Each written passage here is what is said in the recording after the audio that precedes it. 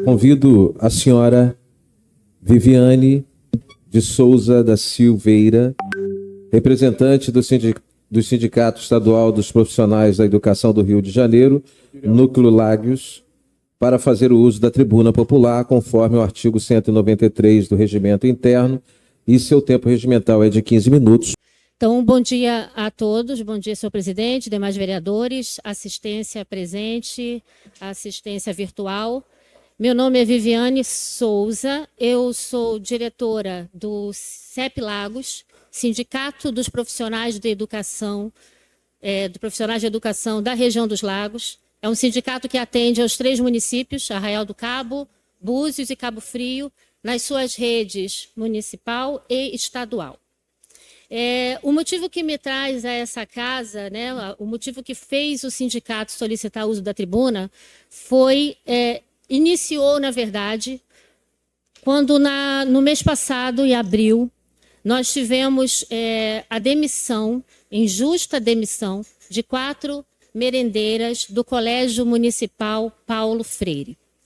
Nós tivemos uma demissão que foi ocorrida no mês de abril, pelo fato das cozinheiras terem cruzado seus braços em protesto aos atrasos salariais.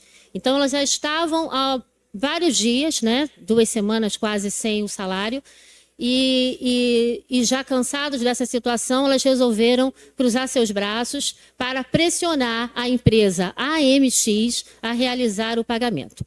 E por terem feito as manifestações, elas foram, no dia seguinte a esse protesto, elas foram demitidas. O fato gerou grande tumulto, grande confusão na comunidade escolar, e eles começaram a se manifestar em prol das cozinheiras.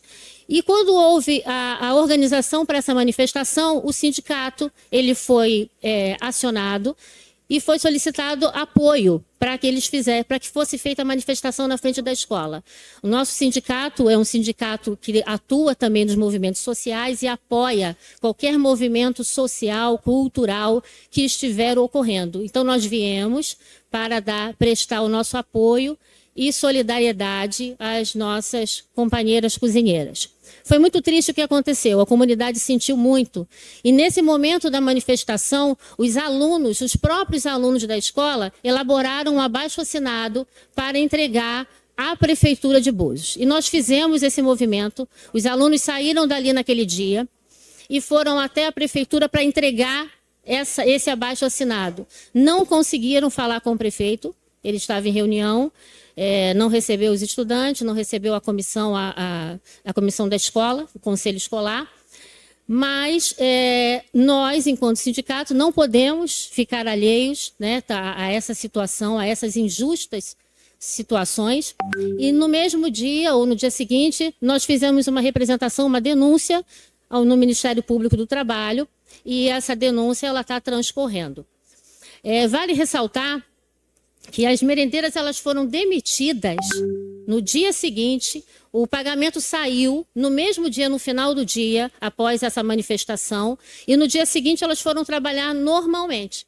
Elas foram à escola, elas prepararam com muito carinho toda a refeição, o café da manhã, o almoço, elas serviram a todos os alunos e somente após todo esse trabalho, no final do expediente, elas foram chamadas à empresa. Chegando lá, tiveram que assinar sua demissão. Então, foi essa a situação que aconteceu e que nós nos colocamos completamente contrários a isso.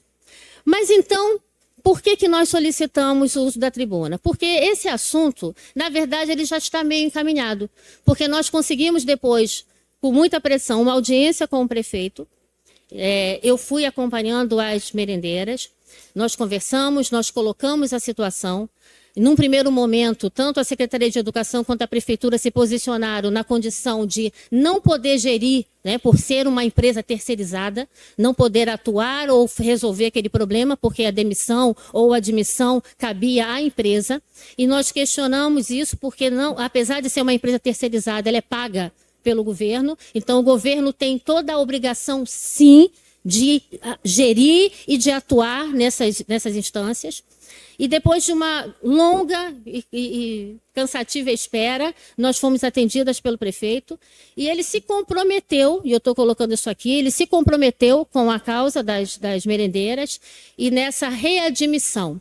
Só que pelo fato de já ter passado um tempo, né, porque nós levamos 15 dias para conseguir essa audiência, pela questão legal tem que cumprir os 90 dias. Então o compromisso da prefeitura com o sindicato e com as merendeiras é que após esse prazo de 90 dias, que é até o mês que vem, elas serão readmitidas. E nós, inclusive, solicitamos que elas fossem readmitidas no mesmo colégio de onde elas saíram, onde elas estavam acostumadas a trabalhar, onde a comunidade se movimentou para que elas retornassem, e essa é a nossa situação.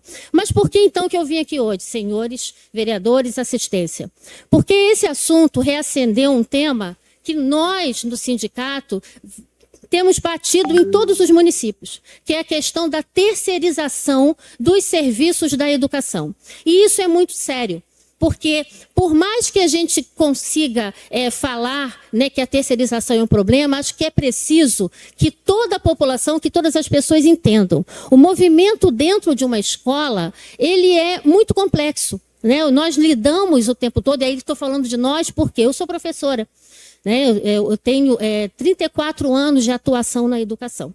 Inclusive, hoje, para eu estar aqui, eu saí da sala de aula, deixei uma colega minha lá, tomando conta ali da turma, fazendo atividade, para que eu viesse aqui. E quando eu sair daqui, eu vou voltar para a sala de aula, porque eu trabalho hoje até as 2 horas da tarde. Então, eu tenho bastante propriedade para falar daquilo que eu vivo, daquilo que está nas minhas mãos. Elas estão até sujas hoje aqui, de canetinha, de caneta, de quadro, né? Porque é assim que o professor, é assim que o educador vive. Nós temos uma política dentro da escola que todos são educadores. Então, o porteiro, ele é educador. A merendeira, ela é educadora. O inspetor de alunos é educador. Porque a escola não funciona apenas dentro da sala de aula. Desde o momento em que o aluno entra na escola e é recebida pelo porteiro, ela está sendo educada.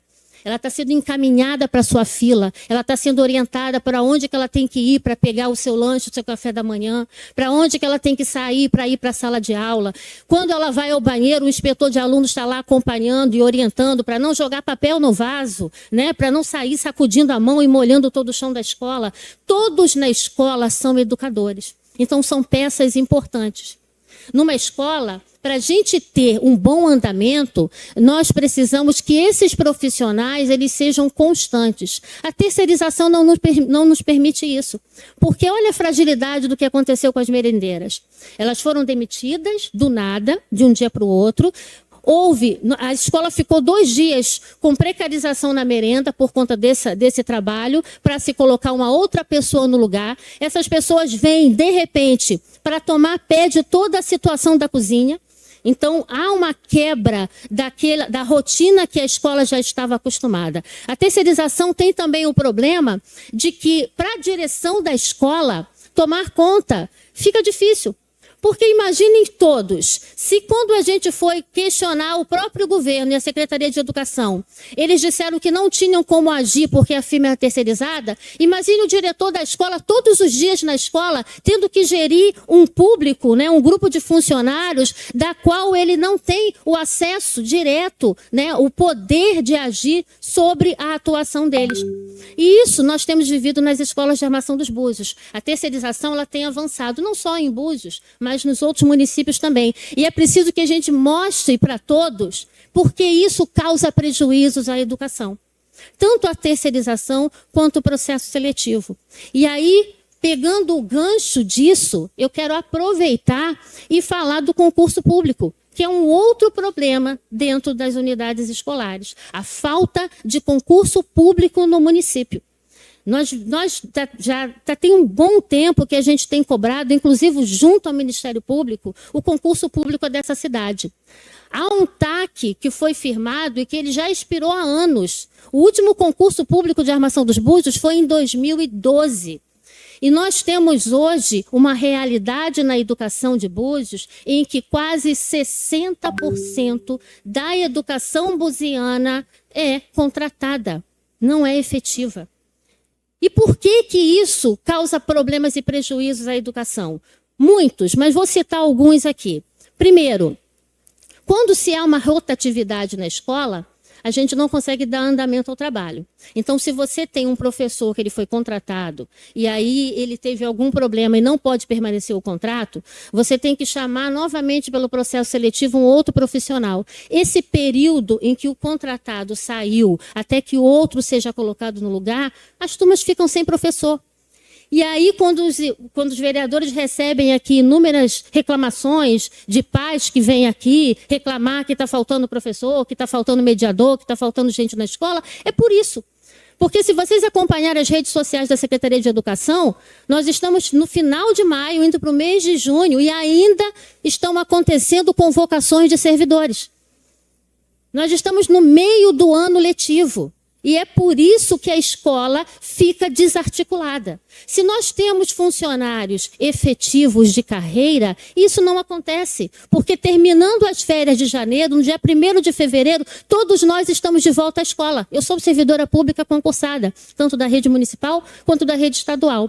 A rede estadual onde eu trabalho, que é o Colégio João de Oliveira Botas, todos são concursados, todos os professores. Então, quando lá falta professor, não é porque não tem, não. É porque ou está de licença, ou está com problema de saúde, mas nós iniciamos o ano letivo com todo o quadro.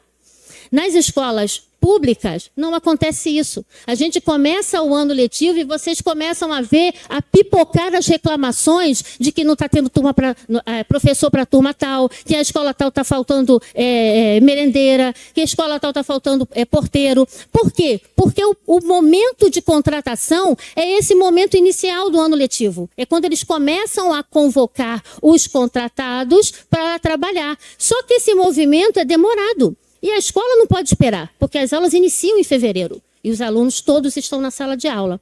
E eu estou falando isso por quê?